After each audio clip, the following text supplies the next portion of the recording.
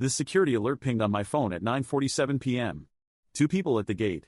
The camera showed a beat-up Honda Civic idling under the streetlight, exhaust puffing into the cold night air. The woman in the passenger seat was crying. The man gripped the steering wheel so hard his knuckles had gone white. I zoomed in on their faces and felt my blood run cold. 17 years. 17 years of silence. And now they were here, parked outside the estate they didn't know I owned, staring at a life they never thought I'd have. My finger hovered over the intercom button. One press and I could hear their voices again. One press and I could let them explain why they chose him over me. One press and maybe, just maybe, I could finally get the apology that kept me awake on all those nights I slept in my car. Instead, I poured myself another drink and watched them sit there in the darkness, waiting for someone who died the night they told me I wasn't worth their money.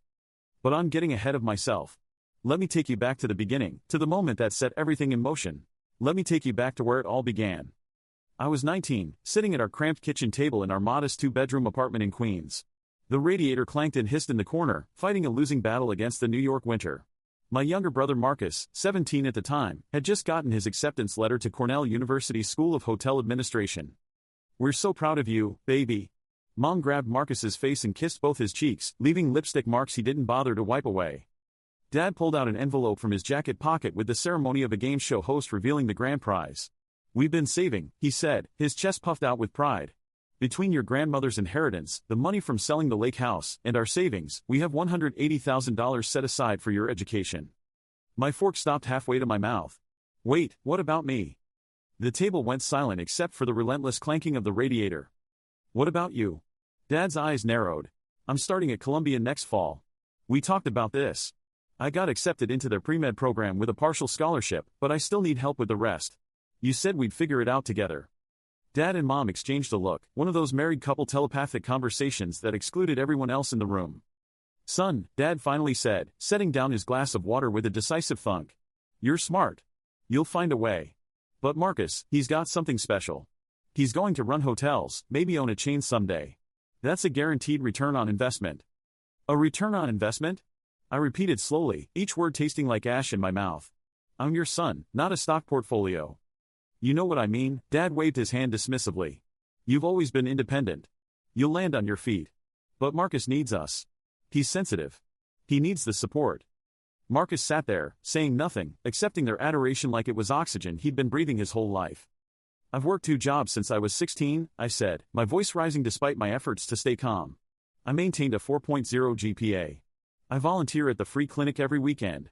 What more do you want from me?" "This isn't a competition," Mom interjected, but her hand remained protectively on Marcus's shoulder. "We love you both equally. It's just that your brother's path requires more financial support right now. You understand, don't you?"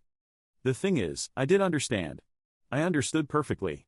I was the strong one, the one who didn't need coddling, the one who would figure it out. Marcus was the baby, the dreamer, the one whose tears could move mountains, specifically the mountains of cash my parents had apparently been hoarding. "You spent Grandma's inheritance?" I asked, my voice barely above a whisper. "She left that to both of us. She told me before she died. She said it was for our futures, plural." Dad's face reddened. "We're your parents. We decide how to allocate family resources. End of discussion." "The lake house too? The one Grandpa built? You sold it and didn't even tell me?" "We don't owe you an itemized breakdown of our financial decisions," Dad snapped. "You're acting entitled right now, and I don't like it." "Entitled?" The word hung in the air like a guillotine blade. "Your brother deserves this," Dad continued, his voice taking on that final, authoritative tone he used when he considered a matter settled. "He's worked hard too. He has dreams. Big dreams. And we're going to help him achieve them." I looked at Marcus, waiting for him to say something, anything. To tell them this wasn't fair. To offer to share. But he just sat there, examining his fingernails, a slight smile playing at the corners of his mouth. That's when I knew. This wasn't a recent decision. This had been the plan all along. I was the disposable one, the backup child, the one they kept around in case something happened to their precious golden boy. I stood up from the table, my chair scraping loudly against the linoleum floor. "Where are you going?" Mom asked. "We're having a family celebration." "I'm not part of this family," I said quietly. "Not really. I've just been too stupid to see it until now." "Don't be dramatic," Dad said. "Sit down and finish your dinner. Marcus deserves it more." I repeated Dad's words slowly, letting them sink into my consciousness, branding them into my memory. "I'll remember you said that." I walked to the bedroom I shared with Marcus, grabbed my backpack, and started stuffing it with clothes. Marcus appeared in the doorway. "Come on, man," he said. "Don't make this weird. They're just trying to help me out." "Do you even feel bad?" I asked, not looking at him. He shrugged. "Not really. You'll be fine. You always are." That was the last conversation I had with my brother for 17 years. I left that night. Mom cried and said I was being childish. Dad said if I walked out that door, I shouldn't expect to come crawling back when things got tough. I told them I wouldn't. I crashed on my friend Derek's couch for 3 weeks, working double shifts at the bodega on 94th Street and doing overnight stocking at a Target in Brooklyn. I slept 4 hours a night. I ate ramen and whatever expired food the bodega let me take home. I deferred my Columbia admission for a year and enrolled in community college, paying as I went. Every class, every assignment, every exam, I saw my father's face saying Marcus deserves it more. But here's where the story takes a turn nobody expected. 6 months after leaving home, I was stocking shelves at 2 a.m. when an older man in an expensive suit walked in. This was unusual, our Target wasn't in a great neighborhood, and people in $1,000 suits didn't typically shop there in the middle of the night. He was buying aspirin and bottled water. His hand shook as he reached for his wallet, and I noticed he was sweating despite the air conditioning. "Sir, are you okay?" I asked. "Just a headache," he muttered, but then he stumbled. I caught him before he hit the ground and immediately recognized the signs from my volunteer work at the clinic. "Sir, I think you're having a stroke. Don't move. I'm calling 911. I stayed with him, kept him calm, made sure he didn't panic. The paramedics later told me that my quick response and keeping him still probably saved his life or at least prevented significant brain damage. His name was Richard Chen, and he was a real estate developer worth about $400 million. 2 weeks later, I received a letter at Derek's apartment. I had no idea how he found me. Inside was a handwritten note: "You saved my life. I'd like to return the favor. Call me when you're ready to talk about your future." I almost threw it away. I've learned not to trust handouts, not to believe in fairy godmothers. But Derek convinced me to at least hear the man out. Richard Chen didn't offer me money. He offered me something better, an education in the school of real life. "I'm not going to pay for your college," he said when I met him at his office in Manhattan, a corner suite with views that made me dizzy. "That would make you dependent. Instead, I'm going to teach you how to make your own money. If you're willing to work harder than you've ever worked in your life." I was. Richard became my mentor. He taught me about real estate, about seeing value where others saw decay, about negotiation, about leverage. But more than that, he taught me about patience and strategy. "Poor people think about next week," he told me. "Middle-class people think about next year. Rich people think about the next decade." I continued working my 2 jobs, but now I was also apprenticing with Richard, learning the business from the ground up. He didn't go easy on me. He made me work harder than any of his paid employees. I analyzed properties, ran numbers, sat in on negotiations, studied market trends until my eyes burned. After a year, he gave me my first opportunity. "There's a property in the Bronx. It's a disaster. The owner is desperate. With $20,000, you could buy it, renovate it, and flip it for $80,000. But I'm not giving you the money." "Then why are you telling me?" "Because you need to figure out how to get it. That's the test." I spent 3 weeks putting together the puzzle. I approached the property owner and negotiated an option contract for $500, giving me the exclusive right to buy the property for $15,000 within 90 days. Then I found a contractor who agreed to work on commission, getting paid when the property sold. I maxed out 3 credit cards I'd carefully been building credit with for the renovation materials. It was terrifying. If it failed, I'd be buried in debt. But I'd learned something from my parents' rejection. I had nothing left to lose. The property sold for $92,000. After expenses, I cleared $31,000. Richard smiled when I told him. "Now do it again. And again. And again." I did. While Marcus was learning about hotel management in his cozy dorm room, eating meals paid for by our parents, I was gutting houses in sketchy neighborhoods, negotiating with contractors who tried to rip me off, learning every hard lesson the real world had to teach. By the time Marcus graduated from Cornell, I owned 17 rental properties. But I wasn't satisfied with just real estate. Richard introduced me to other mentors, successful people who saw something in me, maybe because I reminded them of their younger selves. I learned about stocks, about business acquisition, about creating systems that generated passive income. I also went back to school, but not to Columbia. I enrolled in online courses from MIT, Stanford, and Wharton, paying as I went, learning business administration, finance, and economics. No dorm life, no football games, no spring breaks. Just work and study and work. At 23, I started my first real company, a property management firm that catered to small-time landlords who couldn't afford full-service management. We charged less than competitors but handled more properties, making up the difference in volume. Within 2 years, we were managing over 300 properties across New York and New Jersey. At 26, I sold that company for $3.2 million and used the money to start buying distressed commercial properties. Shopping centers that were failing, office buildings with high vacancy rates, properties everyone else thought were worthless. At 29, I took my company public. Not because I needed the money, but because Richard told me, build something bigger than yourself. Build something that lasts. At 32, I bought my first hotel. Not running it like Marcus would have learned at Cornell. Owning it. The irony wasn't lost on me. By 35, I owned a portfolio of properties worth over $200 million. I had investments in tech startups, a private equity firm, and yes, a chain of boutique hotels across the East Coast. The mansion they were staring at through the gates? That was just one of 4 properties I owned. This one was my favorite though, built on 15 acres in Westchester County, the kind of place I used to imagine rich people lived when I was eating ramen on Derek's couch. I hadn't spoken to my family in all those years. I changed my phone number. I moved so many times they couldn't keep track. My social media was minimal and professional. I built a wall around myself, and I liked it that way. But one of my hotels, the Meridian, a luxury property I'd renovated in downtown Manhattan, had gotten a lot of press. There'd been articles in the New York Times and Wall Street Journal. My name was mentioned. My photo was published. I should have known they'd come looking. The call came through my security system.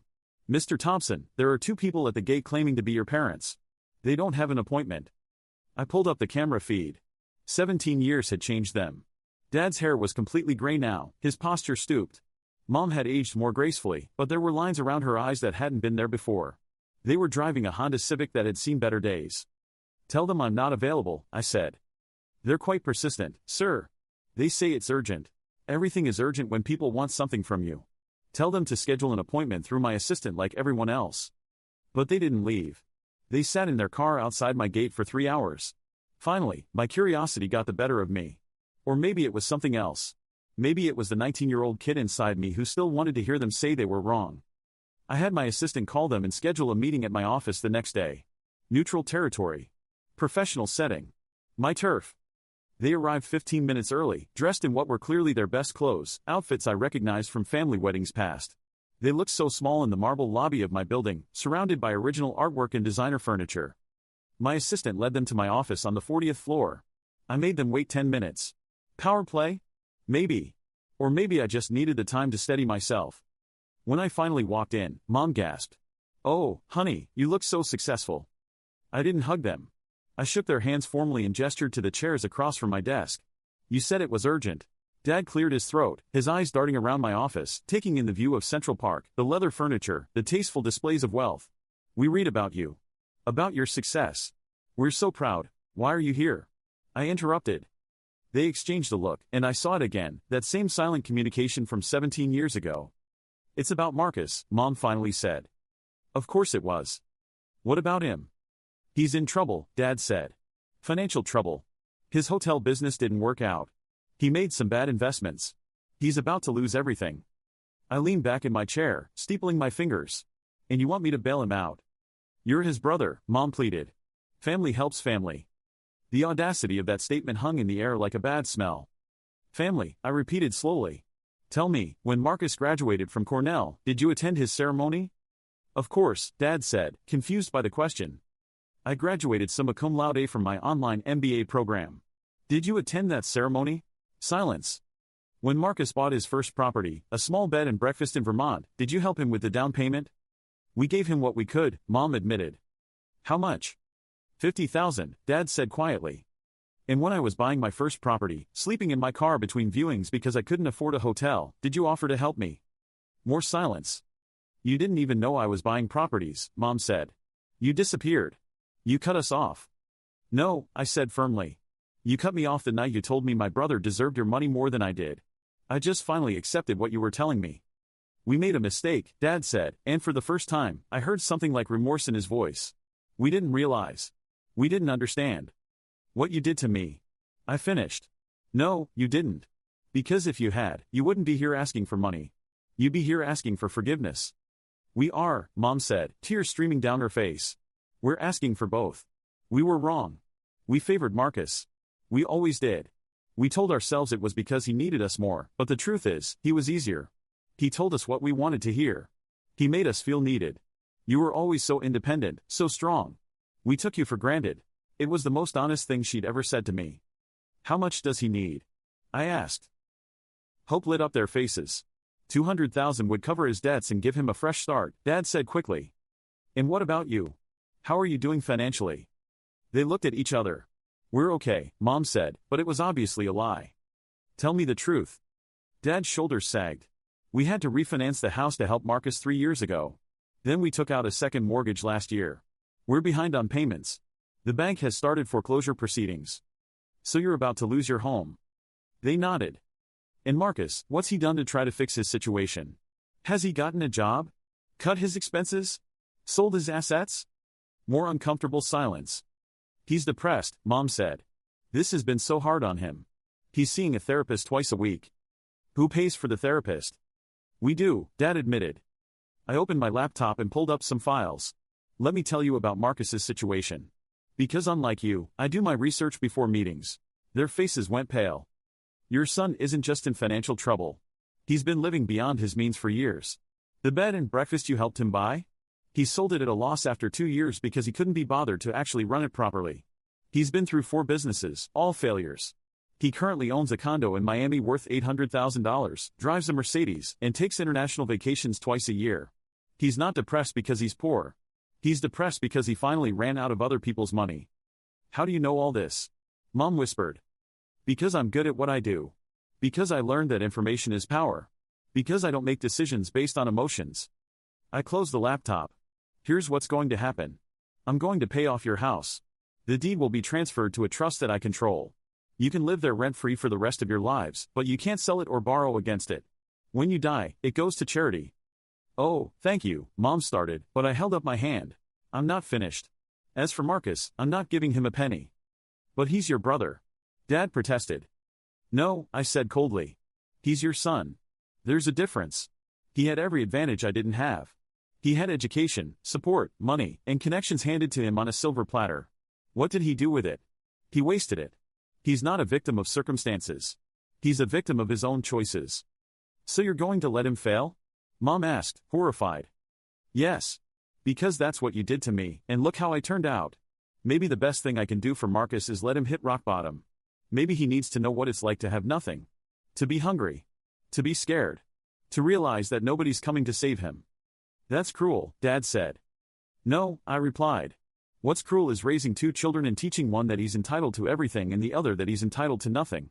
What's cruel is letting one son believe he's special while the other learns he's disposable. What's cruel is standing outside my gate, shocked that the son you abandoned built something amazing, and then having the audacity to ask him for money for the son you chose. I stood up, signaling the meeting was over. My assistant will handle the details of the house transaction. You'll need to sign some papers. After that, I'd prefer if you didn't contact me again. Please, Mom sobbed. We're sorry. We were terrible parents to you. But please, don't punish your brother for our mistakes. I'm not punishing him, I said as I walked them to the door. I'm letting him have the same opportunity you gave me, the chance to prove what he's really made of. 2 months later, I got a call from an unknown number. I normally didn't answer those, but something made me pick up. Is this Mr. Thompson? A woman's voice, professional, unfamiliar. Speaking. My name is Jennifer Martinez. I'm a social worker with New York Presbyterian Hospital. I'm calling about Marcus Thompson. We have you listed as his emergency contact. My stomach dropped. What happened? He was admitted 3 days ago. Suicide attempt. He's stable now, but he's been asking for you. I stood there in my office, looking out at the city, at my empire, at everything I built on the foundation of being unwanted, and I felt nothing. Or maybe everything. I couldn't tell anymore. Mr. Thompson? Are you there? I'll be there in an hour. I found him in a private room, paid for by my parents' rapidly dwindling savings, I assumed. He looked terrible, thin and pale, with dark circles under his eyes that reminded me of my own reflection during those first hard years. You came, he said, his voice barely above a whisper. The hospital called. I asked them too. I didn't think you would actually show up. I sat in the chair by his bed, maintaining distance. Why did you do it? He laughed, a broken, bitter sound. You want the honest answer? Because I finally understood. I finally got it. Got what? What they did to you. What I let them do to you. He turned his head to look at me, and I saw tears in his eyes. I lost everything. The business, the condo, the car.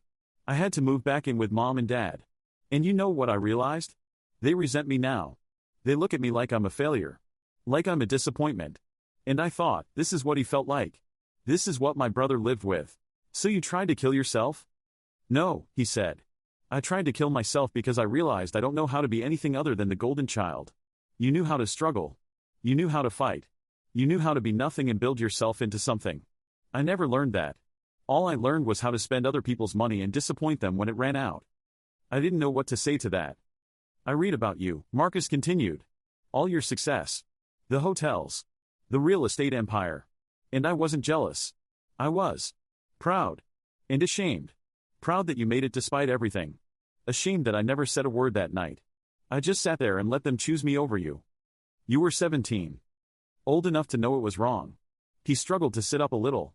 I don't want your money. I know that's why you think I asked them to call you. But I don't. I just wanted to tell you that you were right.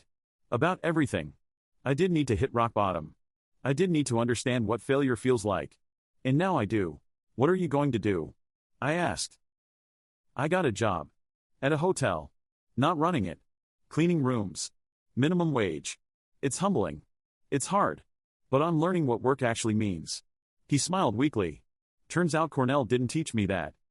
I sat there for a long moment, looking at my brother, really seeing him for the first time in 17 years. He wasn't the golden child anymore. He wasn't my enemy. He was just a person who'd been broken by his own privilege and was trying to figure out how to put himself back together. I have a hotel, I said slowly. The Meridian. We're always looking for good people. If you want to work there, really work, not as my brother but as an employee, I can make that happen. But you'll start at the bottom.